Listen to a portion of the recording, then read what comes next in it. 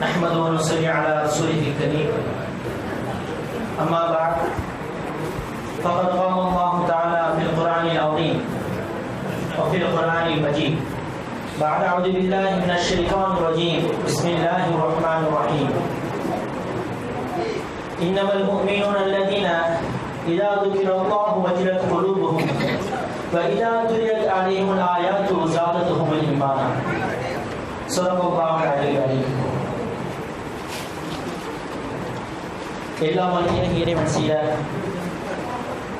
அல்லாஹ்வின் மகத்தான கிருபை நம் அனைவரும் அல்லாஹ் தஆலா இந்த ஒரு நல்ல நாளிலே நம் அனைவரும் ஒன்று சேர்த்து வைத்திருக்கின்றார்.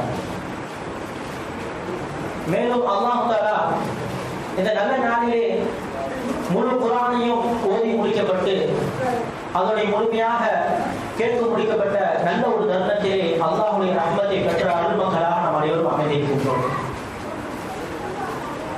அல்ஹம்துலில்லாஹ், அல்லாஹ் தஆலா இந்த மனித சமுதாயத்திற்கு இந்த குர்ஆனை எவ்வளவு ஒரு அருள்கொடையாக, எவ்வளவு பெரிய ஒரு ரஹ்மத்தாக நமக்கு வழங்கியிருக்கின்றார். ஆனால் இந்த குர்ஆன் நம்மிடத்தில் எந்த அளவுக்கு இருக்கின்றது என்று சொன்னால், அந்த குர்ஆனை நாம் எந்த அளவுக்கு பயன்படுத்திக் கொண்டிருக்கின்றோம், நம்மிடத்தில் அந்த நம்முடைய வாழ்க்கைக்கும் அந்த குர்ஆனிற்கும் எந்த அளவுக்கு தொடர்பு இருக்கிறது என்று சொன்னால், வெறும் 40 நாள் பாத்தியாவுக்கும் வருஷ பாத்தியாவுக்கும் அது பயன்படுகிறது. மற்ற நாள்ல என்ன செய்யறோங்க, நம்முடைய வீட்டினுடைய ஒரு மூலையில பரதத்து வச்சிடறோம், அதுக்கு தான் அது பயன்படுது.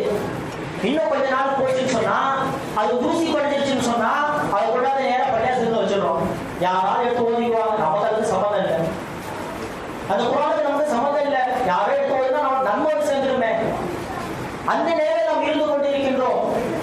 நமக்கும் நம்முடைய குர்ஆன் இருக்கும், அல்லாஹ் வழங்கியிருக்கின்ற குர்ஆன் இருக்கும், நமக்கு உண்டான தொடர்பு இவ்வளவுதான்.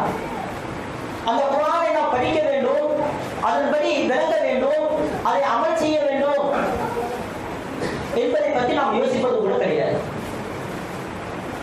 குர்ஆனை அல்லாஹ் தஆலா குர்ஆனில் சொல்லும் பொழுது அஃபலா ததப்பருன குர்ஆன், அந்த மக்கள் இந்த குர்ஆனை விளங்க மாட்டார்களா, இதை சிந்திக்க மாட்டார்களா என்று அல்லாஹ் தஆலா கேட்கின்றார். நம்முடைய நிலைமை எடுத்து ஓதுறதே ரொம்ப சிரமமா இருக்கு. அது ஓதுறதுக்கு இன்னும் நம்ம யோசிக்கிறோம். இந்த குர்ஆனை நாம் எப்போது சிந்திப்போமோ, இந்த குர்ஆனை எப்போது நாம் ஆராய்ச்சி செய்வோமோ, நம்முடைய வாழ்க்கையை நாம் முன்னேறக்கூடியவர்களாக இருக்கின்றோம். அல்லாஹ் தஆலா இன்னொரு வசனத்தில் முஃமினுடைய அடையாளத்தை பற்றி கூறும்போது சொல்கிறார், இன்னமல் முஃமினுன அல்லதீன இதா துகிரல்லாஹு வஜிலத் குலூபுஹும். முஃமின்கள் என்றால் அல்லாஹ்வுடைய பெயரை கேட்டால் அவருடைய உள்ளங்கள் நடுநடுங்கும். வ இதா துலியத் அலைஹிம் ஆயாத்து ஜாதத்துஹும் ஈமானா. அவரிடத்தில் குர்ஆனை ஓதப்பட்டால், அவர் குர்ஆனை கேட்டால் அவருடைய ஈமான் அதிகரிக்கும்.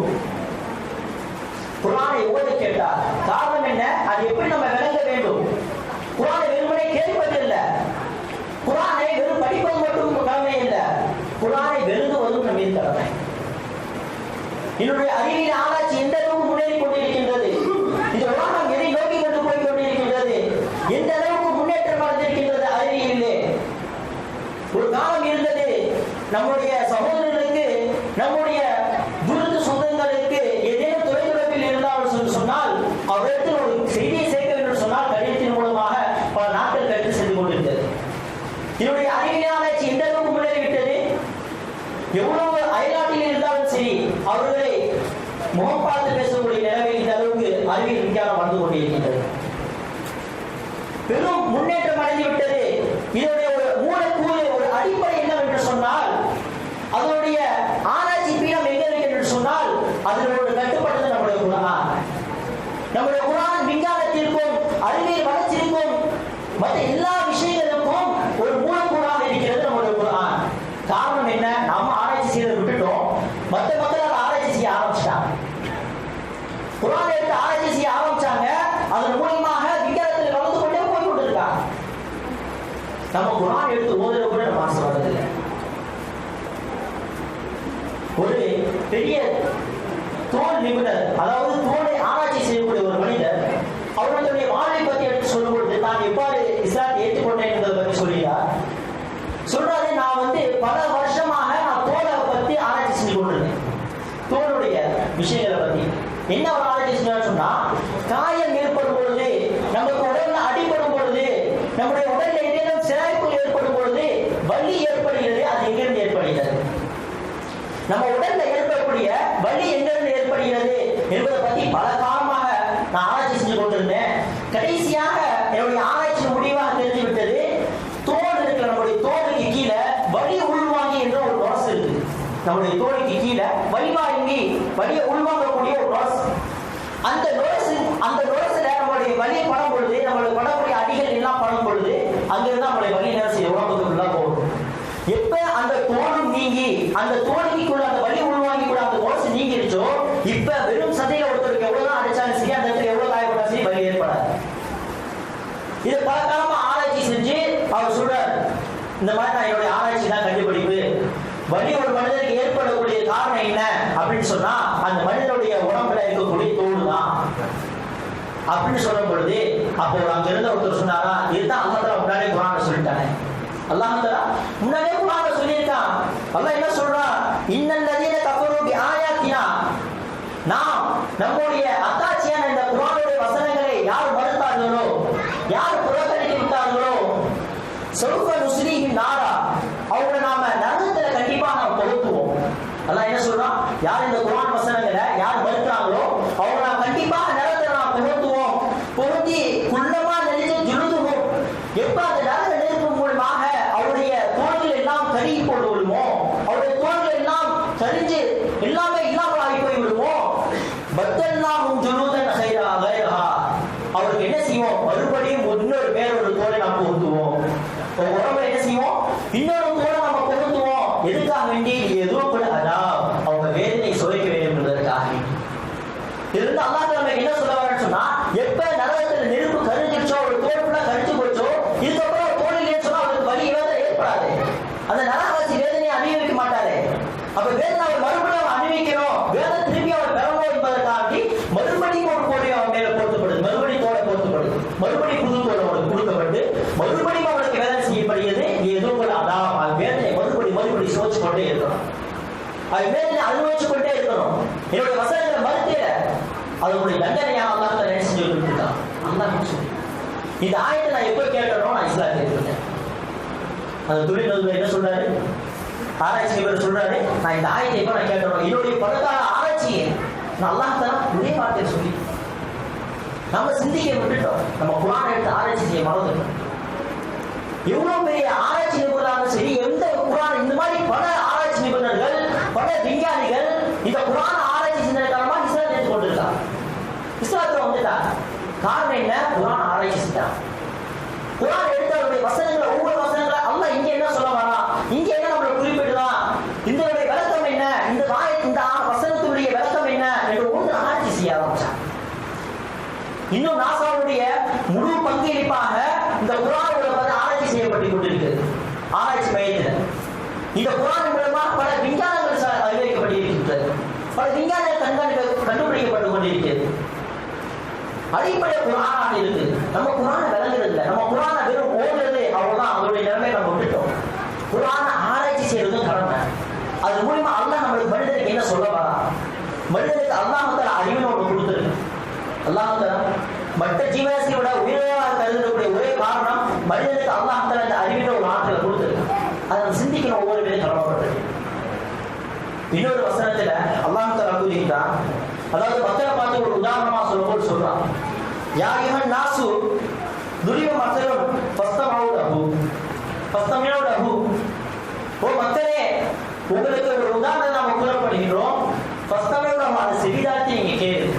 அது என்ன செய்யுங்க, செவிதாழ்த்தி கேளுங்க. என்னன்னு சொன்னா, இன்னல்லதீன ததுஊன மின் தூனில்லாஹி லா யக்லுகூன துபாபன் வலஜ்துமூஹு, யாரு அல்லாஹ் அல்லாதவைகளை வணங்குறாங்களோ, யாரு அல்லாஹ் அல்லாத மற்ற விஷயங்களை வணங்கி கொண்டிருக்காங்களோ, அவங்க யோசிக்க பார்க்கட்டும், அந்த சிலைகள் இருக்குதே ஒரு ஈய கூட படைக்க முடியாது. எது அல்லாஹ் அல்லாத விஷயங்கள் எதெல்லாம் இந்த உலகத்தில் வணங்கப்பட்டு கொண்டிருக்கிறோம், எல்லா விஷயங்களும் சரி, அது எல்லாம் ஒன்று சேர்ந்தாலும் ஒரு சின்ன ஈய கூட அவங்களால படைக்க முடியாது என்று சொல்லிட்டு அல்லாஹ் மேல சொல்றான், துபாபு ஷிஆ லா யஸ்தகீதுஹு மின்ஹு, என்ன செய்தா அந்த ஈ அவங்கள்ட்ட படைக்கப்பட்ட நம்மளுடைய வணக்கங்கள் எப்படி இருக்குது, அவங்களுடைய வணக்கங்கள் என்ன செய்யுன்னா ஒரு பண்டத்தை கொண்டு போய் வைப்பாங்க. எந்த சிலையாக இருந்தாலும் சரி, எந்த அவங்க வணக்கக்கூடிய எந்த ஒரு விஷயமா இருந்தாலும் சரி, அது முன்னாடி வைப்பாங்க. அப்ப அவங்க முன்னாடி வைக்கக்கூடிய அந்த பிண்டத்தை, அந்த வைக்கக்கூடிய அந்த பலகாரத்தை அந்த ஈ வந்து எடுத்து போச்சுன்னு சொன்னா அவங்களால தடுக்க கூட முடியாது. எந்த சிலைக்காக வைக்கப்படுதோ அந்த சிலையால என்ன செய்ய முடியாது, அந்த ஈய வந்து என்ன செய்ய முடியாது, விரட்ட கூட முடியாது என்று சொல்லிட்டு சொல்ற அல்லாஹ் தஆலா லாபத் தாலிபு வல் மத்லூப், லாபத் தாலிபு வல் மத்லூப், தேடுபவனும் தேடப்படுபவனும் ரெண்டு பேருமே பலகீனமானவங்க. இங்க அல்லாஹ் தஆலா ரெண்டு விஷயத்தை சொல்றான். முதலாவது தாலிபு யாரு, அந்த படைப்பா வைக்கக்கூடியவனா இருக்கானே, அந்த அந்த சிலையை வணங்கக்கூடியவனா இருக்கானே, அவரும் அந்த சிலையும் ரெண்டு பேருமே பலகீனம் என்று அல்லாஹ் தஆலா சொல்றான். இப்ப இந்த வசனத்தை ஆராய்ச்சி செய்யலாம். ஏன் அல்லாஹ் தஆலா லாபத் தாலிபு வல் மத்லூப் சொன்னா? சரி, சிலை பலகீனம், சிலை பலகீனமான விஷயம், அது மூலமா ஈய வரட்ட முடியாது. பண்டத்தில் உட்காரக்கூடிய ஈயத்தை அந்த சிலைனால வரட்ட முடியாது. தாலிபை நம்மளையே அந்த சிலையை வணங்கக்கூடியவனை ஏன் வந்து அல்லாஹ் தஆலா பலகீனம் சொன்னா? நம்மதான் ரட்டி விடலாமே, அது ஈய நம்மளால ரட்டி விட முடியுமே, ஏன் அல்லாஹ் இப்படி சொன்னான் அப்படின்னு சிந்திக்கும் பொழுது ஒரு ஈய என்ன செஞ்சாங்க, எடுத்து ஆராய்ச்சி பண்ணி பயன்படுத்தலாம். சரி, ஒரு ஈக்கு வந்து ஒரு பண்டத்தை உட்கார வைப்போம், அது என்ன செய்யுதுன்னு பார்ப்போம் அப்படின்னு நம்ம சிந்திச்சு பார்க்கலாம். அல்லாஹ்வுடைய பெரிய குதிரத்து எல்லா ஜீவராசிகளுமே சரி தன்னுடைய பொருளை, தன்னுடைய தனக்கு எது சாப்பிடுதோ அந்த பொருளை ஒண்ணு எடுத்துட்டு போகும். எறும்பு மற்ற ஜீவன் என்ன செய்யும், அந்த பொருளை எடுத்துட்டு போகும். இல்ல காக்கா சொன்னா அந்த இடத்துல கொத்தி அங்கேயே சாப்பிட்டுரும், நாய் என்ன செய்யும், கொத்தி சாப்பிட்டுரும். ரெண்டு மாதிரி தான் சாப்பிடும். ஒண்ணு என்ன செய்யும், எடுத்துட்டு போய் மொத்தமா கொடுக்கும், இல்லைன்னா அங்கேயே வச்சு சாப்பிட்டுரும். ஆனா ஈ என்ன பண்ணுச்சு, சாப்பிடவே இல்லை. அந்த இடத்துல உட்கார்ந்து அந்த பண்டத்துல தான் உட்கார்ந்துருக்கு. இவங்க தான் ரொம்ப ஆச்சரியமா பாக்குறாங்க, அந்த பண்டத்தை சாப்பிடவே இல்லை. சரி, என்ன பண்ணிருக்க, அந்த ஈயை எடுத்து எடை போட்டு பார்த்தா அந்த ஈயோடைய எடையும் கூடல, சாப்பிடவும் இல்லை. சரி, சாப்பிட்டு அது உள்ள வச்சுட்டா எடையும் கூடல, முன்னாடி எப்படி இருந்துச்சோ அப்படியே தான் இருக்குது. அப்ப என்ன விஷயம் அப்படின்னு சொன்னா அல்லாஹ்வுடைய பெரிய குதிரத்து, அல்லாஹ்வுடைய பெரிய ஆற்றல். எப்படிப்பட்ட ஒரு ஜீவராசி அல்லாஹ் படைச்சிருக்கான். அந்த ஈயோடைய தன்மை என்னன்னு சொன்னா, எந்த பொருளை போய் உட்காருதோ, எந்த பண்டத்துல போய் உட்காருதோ அதனுடைய சுய உறுதி, அந்த பண்டம் அப்படியே தான் இருக்கும். ஆனா அந்த ஈயோடைய தன்மை என்னன்னு சொன்னா, அதுல என்ன இனிப்பு பண்ணாமோ இனிப்பினுடைய சுய அப்படியே உறிஞ்சிடும், அந்த பொருள் அங்கேயே தான் இருக்கும். இப்பதான் யோசிக்கிறா, கண்டிப்பா நாங்க பழையவோம் அல்ல, நாங்க ஒரு பொருளை எடுத்துட்டு போச்சோம்னா நாங்க எங்களால தடுக்க முடியும். ஒரு பொருளை தூக்கி போயிடுச்சுன்னு சொன்னா எல்லாம் நான் கையால தடுத்துருவோம். அந்த ருசியை உறிஞ்சிட்டு சொன்னா நாங்க ருசியை எங்க போய் நாங்க கொடுக்க முடியும்? நாங்க பலகீனமானவங்க தான் அல்ல. நாங்க என்ன செய்ய முடியாது, எங்களால அந்த பணத்தை என்ன செய்ய முடியாது, பறிக்க முடியாது. உண்மையிலே நீ சொன்ன விஷயம் உண்மைதான். லாபத் தாலிபு வல் மத்லூப், தேடுபவனும் தேடப்படுவனும் ரெண்டு பேருமே பலகீனமானவங்க தான். ஒவ்வொரு விஷயங்களும் குர்ஆனை எடுத்து ஒரு விஷயங்களை ஆராய்ச்சி செய்யும் பொழுது பல விஷயங்கள் நம்ம கண்டு கொண்டே இருக்கின்றது. பல நாணயங்கள் அந்த குர்ஆன் மூலமா அல்லாஹ் தஆலா ஒளிச்சு வச்சிருக்கா, மறைச்சு வச்சிருக்கா. இந்த குர்ஆன் கன்சூல் உம்மா, இந்த உம்மத்துக்கு வழங்கப்பட்ட பெரிய பொக்கிஷம். இந்த பொக்கிஷத்தை நம்ம வழங்க மறந்துட்டோம், அதை ஆராய்ச்சி செய்ய வழங்க மறந்துட்டோம். அது பக்கம் நம்ம தூரமாய் கொண்டே இருக்கோம். குர்ஆனை மட்டும் ரொம்ப தூரமாய் கொண்டே இருக்கும். இன்னொரு இடத்துல அல்லாஹ் தஆலா நம்ம இடம் தெரிஞ்ச விஷயங்கள் தான் என்ன செய்யப்படுது, மேற்கத்திய நாடுகள்ல கர்ப்பிணி பெண்களுக்கு பாடம் நடத்தப்படுது. கர்ப்பிணி பெண்களுக்கு பாடம் நடத்தப்படுது. என்ன பாடம் சொன்னா வெறும் ஏபிசிடி வந்து யாருக்கு, கர்ப்பிணி பெண்களுக்கு நடத்தி கொண்டிருக்காங்க பாடமா. அவங்களுடைய தாய்மொழியே இங்கிலீஷ் தான். அவங்க தாய்மொழி இங்கிலீஷ் தான். அப்ப எதுக்கு அவங்க பெற்றவங்களுக்கு வந்து கர்ப்பிணி பெண்களுக்கு வந்து ஏபிசிடி நடத்தணும் அப்படின்னு சொன்னா, அவங்க வந்து ஆராய்ச்சி செஞ்ச ஒரு விஷயம் என்ன அப்படின்னு சொன்னா, அல்லாஹ் தஆலா நம்ம என்ன கேள்விப்பட்ட சம்பவம் தான். எப்போ வந்து இந்த யானைப்படைன்னு சொல்லிட்டு நபிசல்லல்லாஹு பிறப்புக்கு முன்னாடி காபத்துல்லா அழிப்பதற்காக வேண்டி ஆபிரகாம் மன்னன் என்ன செஞ்சான், காபத்துல்லாவை நோக்கி படையெடுத்து வந்தான். காபத்துல்லா அழிக்கிறோம் தான் கட்டின அந்த சபையை, தன்னுடைய ஒரு கட்டிடத்தை என்ன செய்யல, யாரும் வந்து சர்ச்சை வந்து யாருமே வணங்க வரல, யாரும் அதை தவாப் செய்யல அப்படின்னு அந்த மண்ணை கோவப்பட்டு காபத்துல்லா இது இடிச்சா இல்ல நாங்க வந்துருவாங்க அப்படின்னு யானைப்படை எடுத்து கொண்டு வந்தான். அது நம்ம என்ன கேள்விப்பட்ட சம்பவம். அது அல்லாஹ் தஆலா என்ன செஞ்சா, அவாபின்ற படையை மூலமாக அந்த முழு யானையும் அழைச்சி தும்சம் செஞ்சான். முழு யானைப்படையும் தும்சம் செஞ்சுட்டான் அல்லாஹ் தஆலா. அதோடைய அடிப்படையா இங்க நம்ம விளக்கக்கூடிய விஷயம் என்ன சொன்னா, அல்லாஹ் தஆலா கூறும் பொழுது அலம் தர நபியை நீர் பார்க்கவில்லையா? அலம் தர கைஃப ஃபஅல ரப்புக பி அஸ்ஹாபில் ஃபீல், நபியை நீர் பார்க்கவில்லையா அந்த யானைப்படையை உன்னுடைய ரப்பு என்ன செய்தான் என்று நீ பார்க்கவில்லையா என்று அல்லாஹ் தஆலா நபியை பார்த்து கேட்கிறான். இங்க நம்ம விளக்குற ஒரு விஷயம் என்ன சொன்னா, அந்த வரலாற்று சூழல எழுதுறாங்க நபி ஸல்லல்லாஹு அலைஹி வஸல்லம் பிறக்கவே இல்லை. நபி ஸல்லல்லாஹு அலைஹி வஸல்லம் அவர்கள், நபி நாயகம் ஸல்லல்லாஹு அலைஹி வஸல்லம் அவர்கள் தன்னுடைய தாயினுடைய கருவறையில் இருக்கிறார்கள். 5 மாத கருவாக இருக்கின்றார்கள். ஆமினா அம்மையாருடைய வயிற்றில் கருவாக இருக்கின்றார்கள். ஆனா அல்லாஹ் தஆலா கேட்கக்கூடிய விஷயம் என்ன, அலம் தர நபியை நீர் பார்க்கவில்லையா என்று அல்லாஹ் தஆலா கேட்கிறான். ஆனா அந்த பார்த்த யாரு? நபி ஸல்லல்லாஹு அலைஹி வஸல்லம் அவருடைய தாயான ஆமினா அம்மையார். அவங்க தான் அந்த நிகழ்ச்சியை பார்த்தாங்க. அந்த காபத்துல்லாவுடைய நிகழ்ச்சியை அவங்க தான் நின்று பார்த்து கொண்டிருக்காங்க. இப்ப இதன் மூலமா யோசிக்கிறான் அந்த மனுஷன். இதன் மூலமா என்ன விளங்குறான்னு சொன்னா, கர்ப்பத்தில் இருக்கக்கூடிய கரு தன்னுடைய தாய் எதை பார்க்கிறதோ அது இது பார்க்குது. தன்னுடைய தாய் எதை உணருதோ அதுவும் இந்த கருவும் உணருது. இது விலகி என்ன செய்யலாம், அந்த தன்னுடைய வரக்கூடிய மக்கள் பெற்றிருக்கக்கூடிய பிள்ளை முன்னாடியே படிச்சுக்கணும், முன்னாடியே அதோட விஷயங்கள் தெரிஞ்சு கொள்ளணும் என்பதற்காக அந்த கர்ப்பிணி பெண்கள் தனியா அவங்களுக்கு ஒரு ஒதுக்கப்பட்டு அவங்க என்ன செய்யலாம், ஏபிசி நடத்தலாம். இப்ப என்ன செய்யும், அந்த குழந்தைகள் இப்படியே கத்துருவோம். வெளியில வரும்போது பெரிய ஜீனிஸா வருவாங்க. தன்னுடைய சந்ததிகள், அமெரிக்காவுடைய சந்ததிகள் எப்படிப்பட்ட வரும், பெரிய ஜீனிஸா வருவாங்க, பெரிய அறிவுல ஆராய்ச்சி தேர்ந்தெடுக்கப்பட்டதாக வருவாங்க அப்படின்னு அவன் யோசிச்சு வச்சிருக்கான். அவன் ஆராய்ச்சி மூலமாக பல விஷயங்கள் செஞ்சு கொண்டிருக்கான். இன்னும் பல விஷயங்கள்லாம் செஞ்சு கொண்டிருக்கான். அந்த கர்ப்பிணி பெண்கள் டிவி பார்க்காதீங்க, கெட்ட விஷயங்கள் பேசாதீங்க, நீங்க என்னென்ன செய்யறீங்களோ அதுவும் உங்க கருவுக்குள்ள பாதிக்கும். நாம இதை இஸ்லாம் சம்பந்தத்தில் நம்ம இதை யோசிக்கணும், நம்ம சிந்திச்சு பார்க்கணும். நம்முடைய இஸ்லாமிய கர்ப்பிணி பெண்கள் எந்த அளவுக்கு நிலைமை இருக்கு.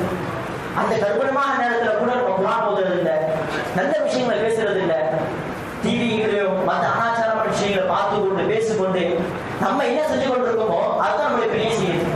கர்ப்பிணி பெண் என்ன செய்ய எடுத்து போன் நோண்டிக்கிட்டே இருக்காங்க. அது பிள்ளை பிறந்ததுக்கு அப்புறம் என்ன செய்யுது, போன் கொடுக்கணும், அழுகுது. போன் கொடுத்தது சின்ன பிள்ளை தான், அந்த பிள்ளைக்கு போன் கையில கொடுக்குறா, போன அழுகி நிப்பாட்டாரு. காரணம் என்ன, வயிற்றுக்குள்ள இருக்கும்போது இந்த அம்மா நோண்டிங்க இருந்துச்சு, அதான் அந்த பிள்ளை வந்ததுக்கு அந்த பிள்ளை செய்யுது. நம்முடைய நிலைமையில் பெரும் மோசமாய் கொண்டிருக்கு. நம்ம இஸ்லாம் சமூகம் விளங்க வேண்டும், இந்த குர்ஆனை விளங்க வேண்டும், ஆராய்ச்சி செய்ய வேண்டும். ஒவ்வொரு வார்த்தையும் அவருடைய அடிப்படையான விஷயம் என்ன என்று நம்ம விளங்க வேண்டும். இது ஒவ்வொருத்தருடைய கடமையாக இருக்கு. அல்லாஹ் நம் அனைவருக்கும் குர்ஆனை விளங்கக்கூடிய பாக்கியம். நம்ம இந்த குர்ஆனை அதிகமா ஓதுறது மட்டும் இல்ல, கேட்கறது மட்டும் இல்ல, அது விளங்குறதுக்கு ஒவ்வொருத்தரும் முயற்சி செய்ய வேண்டும். நம்ம எப்ப முயற்சி செய்வோமோ நம்முடைய இஸ்லாம் சமுதாயம் முன்னேறி கொண்டே இருக்கும். எந்த அளவுக்கு இந்த இஸ்லாம் சமூகம் பின்னடைவுக்கு காரணம் என்ன, நம்ம குர்ஆனை விட்டுட்டோம், குர்ஆனை ஆராய்ச்சி செய்ய விட்டுட்டோம். நம்ம எப்ப குர்ஆனை எடுத்து ஆராய்ச்சி செய்வோமோ இந்த இஸ்லாம் சமூகம் முன்னேறி கொண்டே இருக்கும். அறிவியல் மட்டுமல்ல, எல்லா துறைகளிலும் இந்த இஸ்லாம் சமூகம் உயர்ந்து கொண்டே இருக்கும். அதுக்கு அடிப்படையான விஷயம் நம்முடைய குர்ஆன். எப்போ நம்ம குர்ஆனை விட்டுட்டா நம்ம கைப்பிடிப்போமோ அல்லாஹ் அந்த சமூகத்திற்காக முன்னேற்றுவார். அந்த அப்படிப்பட்ட நல்ல சமுதாயமாக, நல்ல மக்களாக நம் அனைவரையும் அல்லாஹ் ஆக்கி அனுப்புவானாக என்று நல்ல கருத்தை